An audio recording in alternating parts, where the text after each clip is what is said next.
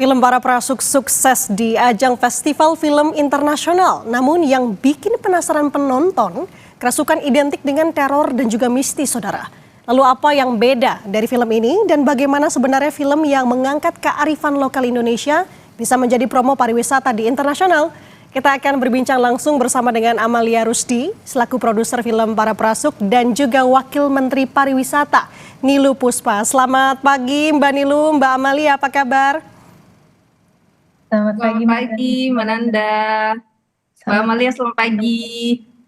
Selamat pagi juga. Nah, oke, sebelum kita akan bertanya lebih lengkap lagi, kita akan lihat dulu dan saksikan bersama saudara trailer film Para Prasuk berikut ini. Pesta sambetan ada di Kampung Latas.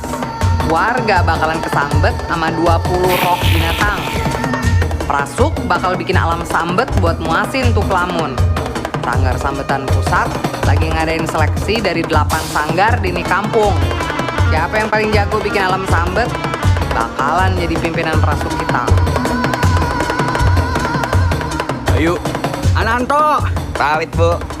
Situ bisa bawa roh bulus buat bikin kelamun kebal, bawa roh semut biar mereka makan enak, roh kebo yang bikin mereka segar, atau roh binatang lain yang bisa bikin pelamun kita puas.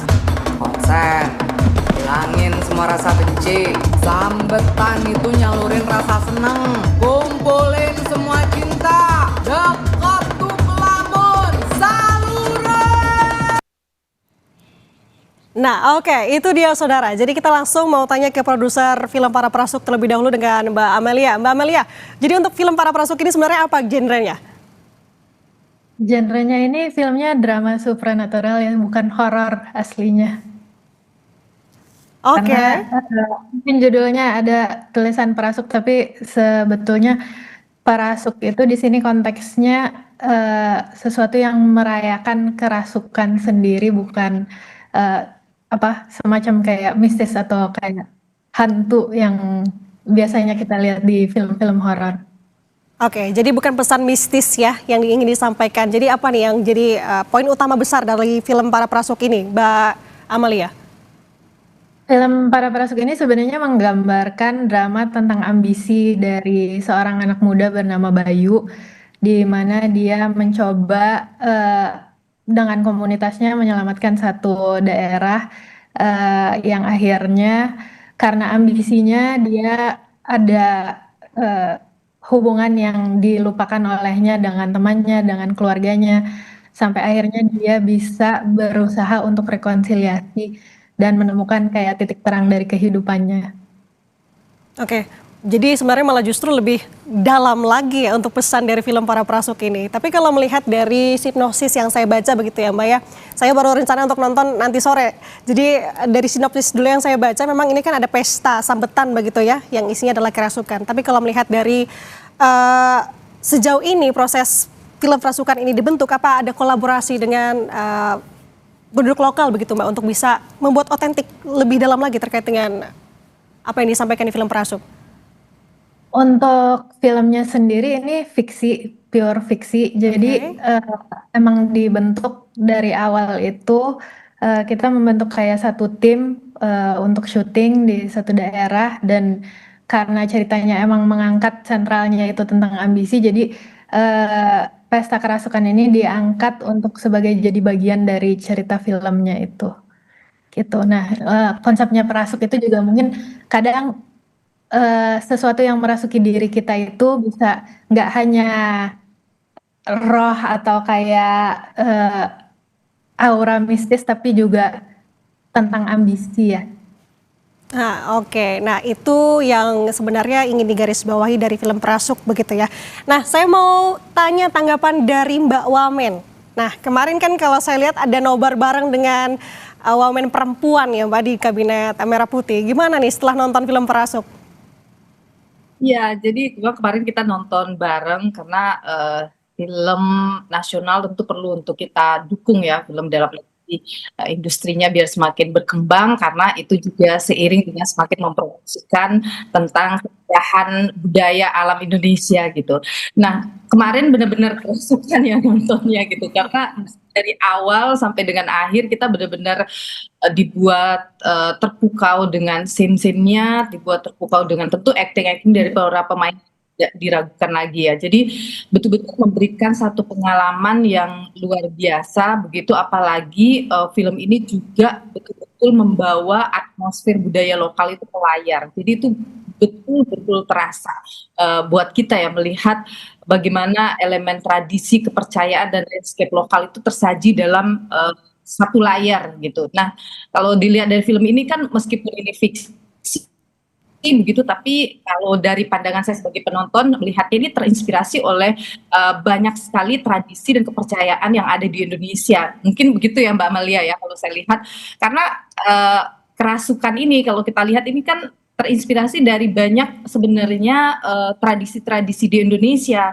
yang ada di Jawa, yang ada di Kalimantan, yang ada di Sumatera, itu disatukan dibuat dalam satu cerita. Jadi saya pikir ini luar biasa ya, memberikan pengalaman dan juga mengingatkan kita tentang banyak hal yang tadi Mbak Amelia sebutkan, ambisi, kemudian juga mengingatkan kita juga tentang bahwa di sekitar kita mungkin ada banyak konflik sosial yang ternyata bisa diselesaikan dengan budaya dan tradisi yang kita punya gitu Mbak. Nah. Oke, ini menarik sekali Mbak Wamen kalau melihat secara keseluruhan begitu ya, dari Kementerian Pariwisata sendiri untuk melihat potensi dari film Para Prasuk ini untuk mempromosikan destinasi wisata, apalagi khususnya di tempat lokasi syuting film Para Prasuk. Bagaimana Mbak Wamen? Ya, nah, benar sekali Mbak Nanda ya, kalau kita lihat film-film itu banyak sekali, kemudian justru lokasi syutingnya itu jadi tren. Lokasi syutingnya bikin orang-orang datang gitu ke syuting itu. Sebut saja misalnya ada banyak ya film-film misalnya seperti Ada Apa Dengan Cinta dulu, kemudian orang jadi rame-rame datang ke Jogja gitu. Terus kemudian yang terbaru mungkin Gadis Kretek, kemudian juga dulu ada film luar ya yang membuat Bali itu menjadi luar biasa kedatangan turis waktu film Eat Pray Love. Jadi film itu memang jadi media promosi tidak langsung yang efektif gitu terhadap destinasi wisata. Orang yang tidak mengenal satu destinasi karena nonton film jadi tahu, terus kemudian jadi rame datang. Sama juga kayak film Laskar Pelangi dulu, Belitung kemudian menjadi begitu populer, ramai sekali orang datang. Tapi kalau kita lihat tren memang saat ini ya, itu menunjukkan ini ada satu data dari Expedia itu yang menunjukkan kalau 2 dari 3 wisatawan itu tertarik mengunjungi lokasi syuting. Jadi kalau ada syuting film, syuting TV, 2 dari 3 wisatawan itu ingin datang karena penasaran melihat lokasinya langsung.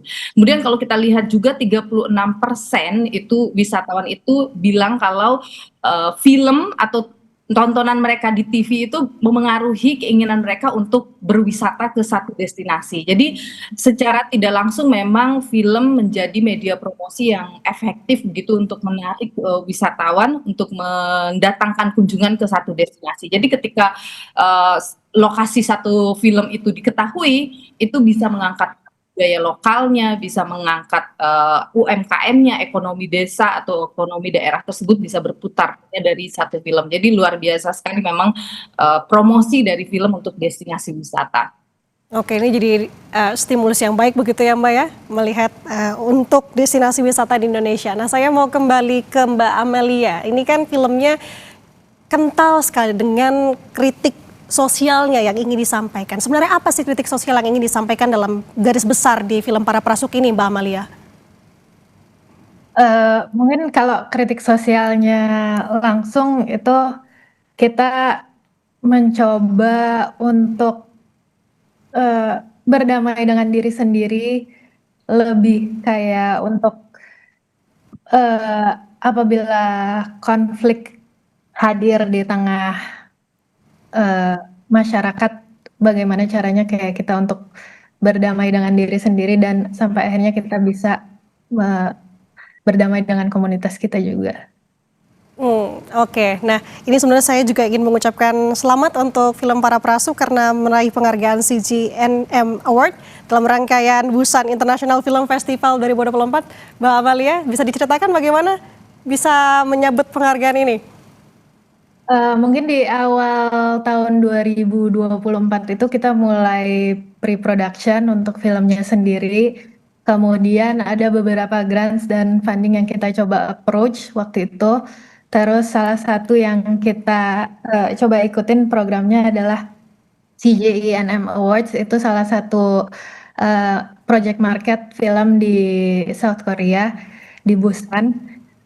Terus kemudian kita waktu itu menjadi salah satu kandidat yang mengikuti film project market itu, dan kebetulan di awards itu kita salah satu pemenangnya, mendapatkan awards itu. Terus kemudian setelah kita produksi di bulan Oktober 2024, kita melalui tahap post production yang akhirnya kita juga mencoba mengikuti beberapa festival film internasional, salah satunya Busan, Toronto Film International, dan Sundance. Dan kemudian waktu itu kita dapat tawaran beberapa film internasional untuk world premiere-nya, sampai akhirnya yang kita pilih adalah Sundance Film Festival, di mana kita ikut berkompetisi di film festival tersebut di Amerika. Oke, Yang sejauh akhirnya ini melakukan world premiere di sana. Oke, sejauh ini Iya. bagaimana respons internasional melihat film Para Prasuk, Mbak Amalia? Bisa diceritakan kepada kami bagaimana experience? Untuk responsnya sendiri kita lumayan senang karena waktu kita mengadakan world premiere itu kita dapat standing ovation. Terus di beberapa screening berikutnya kita juga menerima kayak respons dari audiens di sana. Ternyata cerita Para Prasuk ini nggak hanya terpaku atau berpaku pada satu kebudayaan atau kayak satu cerita, tapi budaya kerasukan ini ternyata itu universal ya, nggak hanya di Indonesia tapi di negara lain pun. Jadi mereka juga ngelihat ini sesuatu yang bisa mereka relate gitu. Terus kemarin kita ada beberapa festival juga yang kita ikutin, kayak Fantaspoa itu di Brazil, di mana filmnya memenangkan Best Choreography untuk tariannya. Oke, luar biasa bertabur dengan nominasi begitu ya dan penghargaan. Nah, saya mau bergeser lagi ke Mbak Wamen, melihat dengan apa yang disampaikan Mbak Amalia tadi. Dari pihak Mbak Wamen sendiri mungkin ada strategis khusus yang sudah disiapkan untuk mengaitkan film ini dengan wisata daerah tempat syuting? Ya, jadi kalau kita mau mengkonversi gitu ya dari film ketertarikan orang untuk tahu destinasinya, kemudian menjadi kunjungan wisatawan, itu memang butuh kolaborasi ya, tidak hanya Kementerian Pariwisata tapi juga secara pentahelix dengan industri utamanya, di mana kita bisa mengembangkan misalnya paket wisata yang berbasis film, jadi tematik. Jadi bagaimana kita bisa mengajak teman-teman di destinasi, di daerah atau di lokasi itu untuk yuk kita bikin memberikan satu pengalaman, satu paket wisata yang dipenuhi dengan pengalaman yang otentik, yang yang seperti ada di film begitu, sehingga orang semakin ingin datang ke satu destinasi itu. Nah, ini juga memang diterapkan seperti di Korea atau di negara-negara lain, bagaimana lokasi syuting itu kemudian wisatawan diajak untuk ngerasain pengalaman seperti syuting film tersebut gitu. Nah, hal-hal seperti ini penting untuk dilakukan, dan ini tidak bisa sendirian ya, harus kolaborasi dengan teman-teman di pemerintah daerah, dengan teman-teman di destinasi, juga dengan teman-teman industri, kemudian juga dengan media utamanya seperti itu.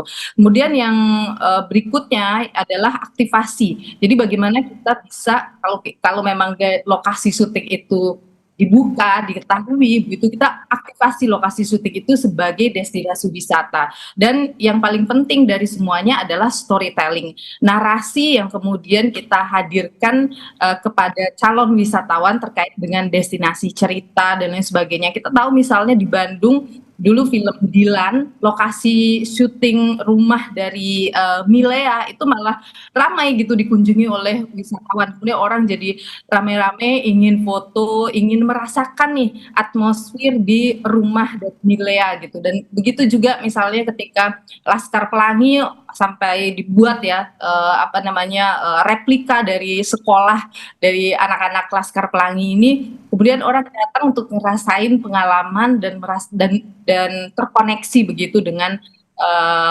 proses syuting dari film tersebut. Nah, jadi storytelling ini penting sekali. Jadi ada 3 hal ya tadi, pengembangan wisatanya, kemudian aktivasinya, dan storytelling. Tapi dari semuanya itu Mbak Nanda, yang paling penting adalah bagaimana kesiapan dari lokasi tersebut dari sisi 3A-nya. Jadi kalau kita bicara pariwisata tentu kita bicara 3 hal, yaitu ada atraksi, amenitas, dan kemudian yang selanjutnya adalah aksesibilitas. Jadi kita harus memastikan akses ke sana itu benar-benar bisa dijangkau, amenitasnya tersedia, ada hotel, ada dengan sanitasi yang baik, toilet yang bersih, dan lain sebagainya. Kemudian juga atraksinya apa yang kemudian, pengalaman apa yang akan kita tawarkan kepada calon wisatawan di lokasi syuting ini. Nah, 3 strategi yang disiapkan ini yang kita harapkan kemudian semakin membuat lokasi syuting film-film, baik film dalam negeri maupun film luar negeri itu menjadi daya tarik wisata yang bisa kita konversi kemudian ke jumlah kunjungan. Itu kan ujung-ujungnya adalah bagaimana kemudian jumlah kunjungan yang datang ke sana. Nah, tren wisata sekarang Mbak Nanda, menariknya adalah kalau dulu mungkin orang liburan itu ya udah sekadar pergi ke satu tempat menikmatinya, happy-happy selesai. Tapi tren global sekarang orang ingin datang ke satu tempat untuk mendapatkan pengalaman yang lebih otentik, pengalaman yang lebih lokal, yang bisa connect, yang bisa berhubungan langsung dengan masyarakat lokal. Jadi saya pikir film-film seperti film Para Perasuk yang menunjukkan benar-benar budaya Indonesia, kalau tadi Mbak Amelia bilang budaya kerasukannya sebenarnya tidak hanya ada di Indonesia secara luar negeri, tapi Indonesia itu begitu kental, masih ditemukan tradisinya. Pikir ini kemudian menjadi kekuatan dari pariwisata Indonesia, budayanya yang sangat kuat, dan terima kasih karena diangkat kemudian dalam film semakin membuat orang tertarik untuk datang, apalagi sudah diputar di luar negeri. Betul. Nah, berarti kalau misalkan Mbak Wamen juga menilai bahwa budaya ini juga sangat kuat begitu ya di film Para Perasuk, apakah ada kolaborasi dengan pelaku budaya lokal agar representasi dalam film ini tetap otentik, Mbak Wamen? Ya, kita selalu Mbak Nanda, dalam setiap atraksi di satu destinasi itu selalu melibatkan budaya lokal. Kita selalu melibatkan tentu saja dengan budayawannya, dengan pelaku budayanya, dengan masyarakat lokal yang ada di sana, pelaku UMKM lokal, dan semua yang terkait dengan satu destinasi itu. Karena pariwisata itu dengan seniman juga tentunya. Karena pariwisata itu kan semua tempat itu punya laut yang indah, pantai yang indah, tapi yang membedakan, yang memberi soul, memberi jiwa dalam satu destinasi itu adalah orang-orang yang hidup di sana. Siapa yang hidup di sana? Ya masyarakatnya, kemudian budayawan yang ada di sana yang menjaga, melestarikan, dan menampilkan kebudayaan yang kemudian membuat orang jadi merasakan jiwa dari tempat itu. Kemudian seniman yang ada di sana, baik itu penarinya, pemain gamelan, dan sebagainya. Kemudian juga dengan UMKM di sana yang kemudian menghadirkan gastronomi lokal yang luar biasa. Jadi seperti yang saya sebutkan tadi ya Mbak Nanda ya, bahwa kolaborasi itu kolaborasi pentahelix kalau mengembangkan pariwisata, tidak bisa sendirian pemerintah saja dan sebagainya, karena termasuk dengan masyarakat lokal, budayawan lokal, seniman lokal, dan semua yang ada di satu. Mereka adalah kekuatannya gitu. Jadi sangat harus gitu kita kolaborasi dengan mereka. Dan mereka tidak boleh hanya sekadar nontonin saja, tapi mereka yang harus menjadi pelakunya, mereka yang harus menghidupkannya, mereka yang harus memberikan jiwa dari pariwisata Indonesia gitu. Oke, pentingnya kesiapan dari berbagai lintas sektor untuk bisa menjadi bahu-membahu menyambut tren positif ini. Salah satunya adalah film Prasuk. Bagi Anda yang belum menyaksikannya, bisa langsung saja ke bioskop dan menyaksikan bagaimana merasakan kentalnya budaya Indonesia. Terima kasih sudah berbagi perspektifnya di Sapa Indonesia Pagi hari ini dan waktunya bersama kami. Wakil Menteri Pariwisata Niluh Puspa dan ada produser film Para Prasuk, Amalia Rusti. Sehat selalu, selamat pagi. Terima kasih Bu Niluh. Saudara Komando Pusat Amerika Serikat CENTCOM merilis rekaman yang